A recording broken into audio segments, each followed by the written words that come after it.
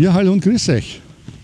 Ja, diesen Baum da hinter mir kennen einige von euch wahrscheinlich noch. Ich habe da vor ein paar Monaten ein Video drüber gemacht, wie ich diesen Baum fotografiere. Damals hatte er noch nicht sehr viele Blätter und ich habe auch eine spezielle Bildbearbeitungstechnik angewandt, um das Bild von diesem Baum, so muss man es eigentlich nennen, letztendlich zu erstellen. Und ich habe für dieses Video, das ich da gemacht habe und auch für dieses Bild sehr viel Feedback bekommen. Durchwegs positives Feedback. Sogar der Stefan Wiesner hat in den Wiesner News dieses Bild hergezeigt und auch kurz erklärt, wie ich dazu gekommen bin. Die alte Linde neu gesehen, ein fotografisches Experiment von dem Christian. Sofort können wir streiten, ist das ein Foto oder ist das digitale Kunst oder so? Ist aber schön geworden. Und auf den ersten Blick gar nicht so ersichtlich, wie viel Photoshop da drin ist. Also sehr gute Idee, finde ich cool gemacht, Christian, auch schön umgesetzt. Das ist ein ästhetisches Foto, Kunstwerk. Also gefällt mir sehr gut, Christian. Aber manche haben da auch sehr negativ drüber geschrieben, was ich auch absolut verstehen kann, denn mit der klassischen Fotografie hat dieses Bild, seien wir uns ehrlich, nicht mehr viel zu tun. Die klassische Fotografie dient als Ausgangspunkt, aber das Bild ist natürlich mit sehr viel Bildbearbeitung entstanden. Und ich habe mir damals schon gedacht, ich sollte später einmal herkommen, wenn der Baum so wie jetzt Blätter hat und sehr schön ist und klassisch aussieht und eben ein klassisches Baumfoto machen, ganz klassisch, wie ich das eben machen würde. Und das habe ich heute vor. Ich bin heute wieder hierher gekommen zu diesem Baum. Mittlerweile weiß ich auch, es ist keine Eiche, es ist eine Linde, die Linde aus Eugendorf. Und die möchte ich heute ganz klassisch fotografieren. Nehme euch da wieder mit und möchte euch zeigen, wie ich das vorhabe. Gehen wir direkt zur Kamera und schauen wir uns das an. Ich habe meine Kamera da schon am Stativ hergestellt. Ich bin in einer Entfernung von ungefähr 100 Meter von dem Baum entfernt und habe dann da das vor, dieses Foto zu machen. Wir haben heute einen wunderschönen Himmel auch mit einer leichten, lockeren Bewölkung. Sehr schöne, fast einheitliche Bewölkung, möchte ich sagen. Und das passt wunderbar zu diesem Baumfoto. Und ich zeige euch einmal meine Komposition. Okay, jetzt ist der Akku leer. Kennen Sie das auch, wenn man sich fix so etwas vorgenommen hat und eigentlich schon sich darauf freut und man geht dann hin und möchte das eigentlich tun und irgendwie fehlt einem dann die Motivation dazu. Man hat irgendwie so ein Gefühl der inneren Leere, der Motivationslosigkeit. Man fühlt es irgendwie alles nicht wirklich, man hat das Gefühl, es ist alles sinnlos, so richtig eben der Akku ist leer. Ja, dieses Gefühl erleben leider immer mehr Menschen und das hat mit einem ganz speziellen Mechanismus zu tun, der an und für sich evolutionär bei uns zum Überleben angelegt ist, aber der in der modernen Welt uns da ein kleines Schnippchen schlägt. Ihr kennt die Stichworte wahrscheinlich schon: Belohnungssystem, Dopamin. Diese zwei Stichworte tauchen immer wieder auf, wenn es darum geht, und ich möchte heute kurz auch darüber reden. Und zwar geht es darum, dass diese Dopaminausschüttung an und für sich die Verknüpfung von der Ratio und der Emotio ist. Das heißt, das rationale Denken und das emotionale Denken in unserem Gehirn wird ganz stark über diese Dopaminausschüttungsgeschichte miteinander verschränkt. Das heißt, wenn die Ratio, wenn der Verstand erkennt, da gibt es jetzt etwas, das für uns wertvoll ist, das gut ist, das wir machen sollten, dann wird Dopamin ausgeschüttet und damit dieses Ding, das wir gerade beobachten oder die Handlung, die wir tun, was auch immer das ist, als positiv markiert, denn Dopamin führt bei uns zu einem guten, wohligen Gefühl. Das führt aber dann in der Folge dazu, dass die Ratio auch, wenn sie nur die Aussicht dieser Aktion sieht, dass sie dann schon Dopamin ausschüttet und im Vorhinein uns schon dieses gute Gefühl gibt, damit wir auch motiviert sind, das zu tun. Das heißt, Dopamin steuert auch die Motivation von uns, dass wir diese Dinge tun, die im Vorhinein früher schon mal als positiv von uns, von unserem Gehirn, von eben diesem Belohnungssystem markiert wurden. Leider gibt es jetzt natürlich Möglichkeiten, das System auszunutzen, und das macht einerseits schon lange Zeit die Werbung, die natürlich immer genau das ausnutzt, dass wir da sehr gut getriggert werden, aber in jüngerer Zeit sind die sozialen Medien, die von den App-Designern, die man eigentlich als moderne Drogendesigner benennen kann, die halt nicht den chemischen Stoff designen, wie halt früher die Drogendesigner oder auch immer noch die Drogendesigner das machen, sondern die designen eben das App genau so, damit diese Dopaminausschüttung bei uns im Gehirn getriggert wird und wir quasi von unserem eigenen Drogenstoff, von unserem eigenen Dopamin abhängig werden. Wie passiert das? Na, klassischerweise einfach durch das Scrollen im App. Wir bleiben immer wieder bei etwas Interessanterem hängen. Das Interessante ist quasi eine positive Markierung dessen, was wir da gerade sehen, und schon wieder haben wir eine Dopaminausschüttung. Jetzt gibt es noch einen zweiten Mechanismus, der das Ganze noch verstärkt, und zwar der Negativity Bias, der so ausschaut, dass alles, was negativ ist, bei uns noch einmal stärker triggert als die positiven Meldungen. Auch evolutionär natürlich wieder gut begründet, denn alles, was gefährlich ist, was Angst macht, was es negativ ist, ist natürlich für den Steinzeitmenschen, sage ich jetzt einmal, wichtiger, denn darauf muss er achten. Dass ein schönes Gänseblümchen da am Rand steht, worüber sich man freuen kann, mag zwar gut sein, aber der Wolf, der hinter dem Busch lauert, auf den muss ich achten. Das heißt, alles, was negativ ist, was Angst macht, was erschüttert, was starke Emotionen auslöst, das wird noch stärker markiert. Und das passiert natürlich bei uns genauso. Alle negativen Nachrichten, die wir den ganzen Tag hereinbekommen, führen natürlich dazu, dass wir die ganze Zeit nur Dopaminausschüttungen im Kopf haben. Und andererseits, Dopamin führt dazu, dass wir unsere Wahrnehmung einschränken. Wir sehen nur mehr die Dinge, die eine Dopaminausschüttung versprechen. Alles andere wird links liegen gelassen. Und das führt dazu, dass wir am Handy plötzlich 2-3 Stunden sitzen und nur Doom scrollen. Das heißt, einfach nur in dieser Scrollschleife, in dieser Endlosschleife gefangen sind. Nachdem unser Gehirn uns vor dieser Überdosis Dopamin schützen möchte, macht es zwei Dinge. Zum einen wird die Menge an Dopamin, die ausgeschüttet wird, verringert, und zum anderen wird die Sensibilität für Dopamin herabgesetzt. Das heißt, wir sind nicht nur süchtig danach, sondern wir brauchen auch immer mehr, um aufs gleiche Level zu kommen wie vorher, denn das Gehirn erkennt diese Überproduktion an Dopamin und fährt das ganze System zurück. Das heißt, wir brauchen immer mehr von dem, was wir gemacht haben, um auf unser Dopamin-Level zu kommen, um uns gut zu fühlen. Und wenn wir das Handy weglegen, dann ist alles andere natürlich, kann mit dem Handy nicht konkurrieren. Das Gänseblümchen am Rand, das schöne Wetter draußen, den Nachbar, den wir zufällig über den Weg laufen, alle diese natürlichen Reize haben natürlich bei weitem nicht die Dopaminausschüttung wie diese genau auf uns zugeschnittenen Videos, die wir in den Social Medias präsentiert bekommen. Das heißt, es passiert genau das, was ich vorher erzählt habe. Die reale Welt wird uninteressant. Wir finden darin keine Erfüllung mehr, keinen Sinn mehr.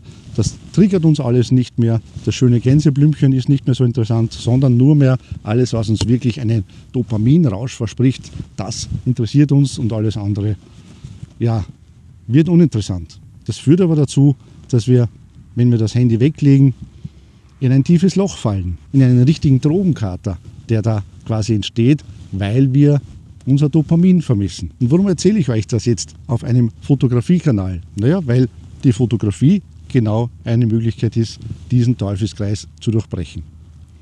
Wenn wir nämlich mit unserer Kamera hinausgehen und uns bewusst auf die Suche nach Motiven machen, dann haben wir die Chance, diesen Dopaminkreislauf zu verlassen. Und betroffen sind natürlich nicht nur Leute, die viel auf den sozialen Medien unterwegs sind. Betroffen können wir alle sein, denn wir alle sind in Wahrheit, ja, das haben wir vor 20, 30 Jahren schon gesagt, von einer Informationsflut den ganzen Tag betroffen. Wir kriegen ständig irgendwelche E-Mails, mittlerweile aufs Handy, vielleicht sogar aufs Smartphone. Dann kommen Messenger-Nachrichten die ganze Zeit daher. Wir sind die ganze Zeit nur am prüfen, was denn nicht schon wieder an Nachrichten auf uns hereingeprasselt ist, und nebenbei kommen dann irgendwelche Neuigkeiten, irgendwelche Nachrichten aus der ganzen Welt, die uns auf den Bildschirm hereinpoppen. Das heißt, wir sind die ganze Zeit mit Informationsverarbeitung beschäftigt, was natürlich auch den Stress erhöht, Cortisol ausschüttet, alles, was uns natürlich nicht gut tut. Und die Fotografie kann da ein wunderbarer Gegenpol sein. Zum einen gibt es einmal in der Fotografie verwende ich das Wort nicht mehr so gern, weil es so inflationär verwendet wird, aber es gibt kein besseres, weil es uns Achtsamkeit lernt oder übt oder eine Gelegenheit ist, Achtsamkeit zu üben. Wir schalten uns einfach ein bisschen herunter, Stress wird abgebaut, Cortisol wird abgebaut und wir sind nur darauf fokussiert, unsere Umgebung zu beobachten, im Hier und Jetzt zu sein und versuchen herauszufinden, wo denn hier ein schönes Motiv ist. Und das Schöne daran, dieser Dopamin-Detox funktioniert da ganz ohne Verzicht, funktioniert ganz ohne Entzugserscheinungen, ganz im Gegenteil, denn wir öffnen uns ja für etwas Neues, wir machen etwas Neues, wir gehen hinaus und fotografieren, wir verzichten nicht, sondern wir erweitern unsere Möglichkeiten und dabei kommen wir auch drauf, dass wir selbst wirksam sind, dass wir selbst etwas tun können, dass wir kreativ sein können und das wiederum tut uns auch mental natürlich sehr gut. Die Selbstwirksamkeit und vom Konsumieren ins Tun zu kommen, ist ein ganz wesentlicher Punkt für das eigene seelische Wohlbefinden. Und letztlich bleibt natürlich einfach der Aufenthalt in der Natur, der einfach gut tut. Wir wissen das ist auch wissenschaftlich erwiesen. Der Aufenthalt in der Natur, der Aufenthalt im Wald ist etwas, das uns entspannen lässt, dass einfach unsere Systeme sich beruhigen lässt, wir sind weniger gestresst, das tut uns einfach gut und dieser Aufenthalt in der Natur ist natürlich etwas, das wir anstreben sollten. Wenn ihr jetzt jemanden kennt oder vielleicht selbst sogar betroffen seid, dann würde ich sagen, wenn ihr noch nicht fotografiert, probiert es doch einmal aus. Und falls ihr mehr Interesse daran habt, wie man das ausprobieren kann, dann schreibt es doch bitte in die Kommentare.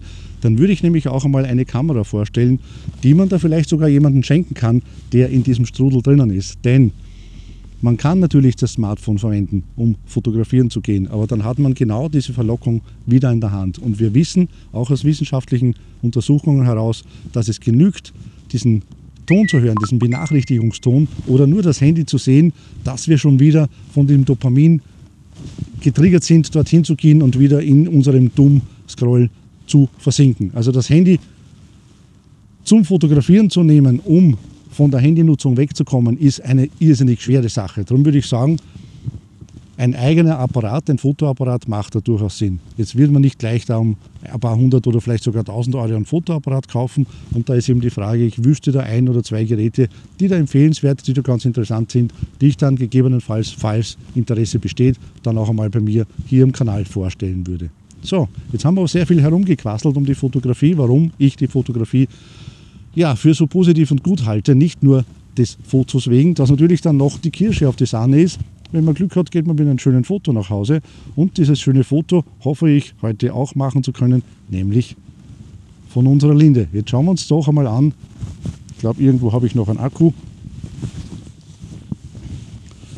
Wenn unsere Akkus geladen sind, wie wir dann in der Natur schöne Fotos machen können. So, der neue Akku ist eingesetzt und jetzt hoffentlich geht es besser. Ich zeige euch wie gehabt wieder da auch über mein Handy, was ich da auf der Kamera sehe. So hätte ich mir das vorgestellt, also relativ klassisch das Bild oder den Baum wieder so in die, nicht ganz ins rechte Drittel, aber doch so in die rechte, etwas aus der Mitte rausgeholt. Jetzt ist die Frage, der Untergrund ist dann natürlich, also der Horizont dieses Feldes ist nicht gerade. Wollen wir da ein bisschen schummeln und die Kamera so hintriggern, dass das Ganze gerade wird? Ich würde sagen, ja, das machen wir. Es weiß ja keiner, dass in Wirklichkeit dass da ein bisschen ein Berg ist, der natürlich nicht ganz eben ist. Und es fällt auch, finde ich, beim Baum nicht auf, macht das ganze Bild aber etwas stimmiger, wenn wir das uns so hinbringen. Und recht viel mehr ist nicht zu tun. Schauen wir uns noch an, was wir für Einstellungen haben da jetzt. Ich bin bei der Blende 4, das brauchen wir da jetzt, würde ich sagen, nicht. Da gehen wir ruhig ein bisschen hinunter in die Landschaftsblende 8, dass wir da die Schärfe auch gut haben oder keine so geringe Schärfentiefe. Und dann schauen wir uns noch an, wie wir mit der Belichtungszeit verfahren müssen. Machen wir die Belichtungszeit ein bisschen länger, damit wir unsere Kurven da ein bisschen nach rechts bekommen. So, der Baum ist jetzt natürlich relativ dunkel gegen diesen hellen Himmel. Das macht uns aber nichts. Ich würde sagen, das erste Bild machen wir jetzt genauso wie gehabt. Ich setze noch einmal da den Fokus auf diesen Bereich, wo ein sehr hoher Kontrast ist.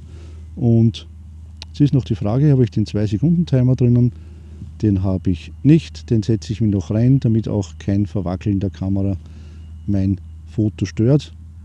Gut, Fokus noch einmal setzen. 1, 2, Bild ist ausgelöst.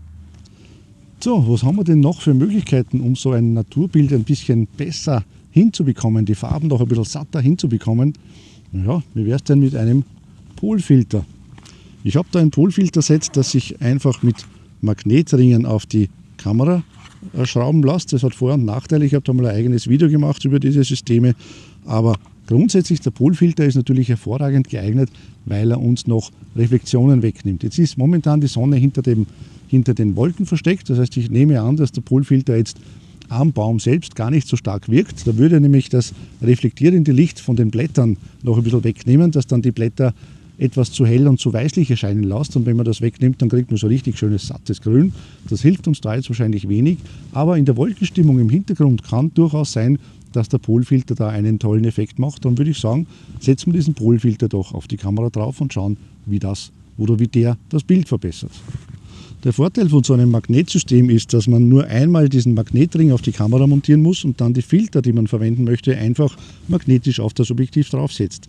Der Nachteil ist, dass wenn ich diesen Magnetring am Objektiv montiert habe, ich meine Sonnenblende nicht verwenden kann. Die natürlich bei solchen Verhältnissen wie heute, gut, mittlerweile kommt die Sonne schon von hinten, da ist es nicht mehr so dramatisch, aber an und für sich verwende ich schon gern die Sonnenblende, weil auch ein Streulicht sehr einen etwas verwässernden, etwas sättigungsreduzierenden, kontrastreduzierenden Effekt hat. Darum verwende ich diese Streulichtblende sehr gern, aber in Kombination mit diesem Filtersystem geht das leider nicht. Das heißt, ich muss als erstes meine Streulichtblende absetzen, die werde ich einfach einmal auf der Seite draufhaken und jetzt habe ich schon in einem Stack zusammen diesen Filter hier auf dem Gewinde, wie soll man sagen, auf diesem Gewindering, der eben dann den Magneten eingebaut hat und vorne auch eine Kappe drauf. Die werde ich jetzt da einfach gemeinsam draufschrauben. Das heißt, ich muss trotzdem, obwohl ich dieses Ding habe, wenn ich den Filter verwenden möchte, immer wieder hier diesen Ring, diesen Adapterring, der da jetzt auf der Kamera drauf ist, draufschrauben und dann kann ich die Ringe verwenden. Da kann man auch mehrere Ringe hintereinander dann draufsetzen, natürlich noch einen D-Filter vielleicht dazusetzen. Das heißt, das funktioniert sehr gut, aber der Ring geht leider nicht gemeinsam mit der Sonnenblende. Das ist ein bisschen, ja, wie soll man sagen, ein kleines Manko. Aber ich kann den Filter natürlich jetzt auch wunderbar drehen. Der ist ja nur per Magnet drauf und kann sehr schön da jetzt mit diesem Filter ein Foto machen. Und jetzt würde ich schauen, gehen wir wieder auf die andere Seite, schauen wir, welchen Effekt dieser Polfilter auf unser Motiv hat. So, der Polfilter ist drauf. Ich setze wieder den Fokus, falls sich der verstellt hat. Als erstes muss man sagen, dass der Polfilter natürlich Licht wegnimmt. Klar, er filtert ja Licht, auch da, wenn es jetzt nicht sehr viele Reflexionen gibt, aber grundsätzlich ist das einfach so. Und das heißt, man muss dann ein bisschen korrigieren mit der Belichtungszeit. In dem Fall gehe ich mit der Belichtungszeit werde ich etwas länger, damit ich wieder da die gleiche Belichtung habe wie vorher, damit ich wieder meine Kurven schön an die rechte Seite habe. Das heißt, ich hebe die Belichtung so stark, dass wir da eine ausgewogene Belichtung haben, dass wir da nicht auf der hellen Seite gar keine Pixel haben. Das heißt, es gibt überhaupt nichts Helles, denn tatsächlich ist der Himmel ja hell und da können dadurch diese Berge auf der rechten Seite, die quasi die hellen Bereiche des Bildes symbolisieren, auch auf der rechten Seite sein. Das heißt, tatsächlich auch im Bild dann hell abgebildet sein. So, und jetzt können wir mal schauen, was passiert denn, wenn wir den Polfilter drehen. Ich fürchte, da wird jetzt gar nicht viel passieren, weil wir sehr wenig direktes oder gar kein direktes Licht mehr haben. Die Sonne ist hinter unseren natürlichen Softbox dieser Wolkendecke hinter mir verschwunden und tatsächlich, ich kann da jetzt nicht erkennen, dass sich da etwas tut. Ganz ein bisschen unten in der Zeichnung der Wolken vielleicht, aber das ist, würde ich sagen, zu vernachlässigen. Also ich würde sagen, wir verzichten da jetzt auf eine weitere Suche, machen einfach das Foto noch einmal genauso, wie es gewesen ist und schauen dann daheim auf dem Bildschirm, ob sich da ein Unterschied bemerkbar macht. Ich werde jetzt natürlich im Anschluss gleich die Fotos, die heute entstanden sind, sehen. Ich hoffe auch diesmal gefällt euch dieses Foto von dieser schönen Linde, die da sehr solitär da in der Landschaft steht. Ich hoffe, ihr habt ein bisschen was mitnehmen können heute, auch wenn heute das Thema vielleicht nicht nur die Fotografie war, aber ich denke, es ist auch wichtig, einmal darüber zu sprechen, was denn die Fotografie, außer dass sie Bilder erzeugt, sonst alles noch für uns tun kann, weil da gibt es einiges, was die Fotografie in unserem Leben verbessern kann. Wenn euch das Video gefallen hat, dann gebt ihm doch bitte ein Like, das hilft dem Algorithmus oder das hilft dem Video vom Algorithmus besser erkannt zu werden und das würde mich sehr freuen. Ja, zum Abschluss bleibt mir nur, euch viel Spaß mit der Fotografie zu wünschen, vielleicht ja sogar als Neueinsteiger und wir sehen uns dann hoffentlich beim nächsten Mal oder vielleicht gleich bei einem anderen Video von mir. Ciao und pfiat euch.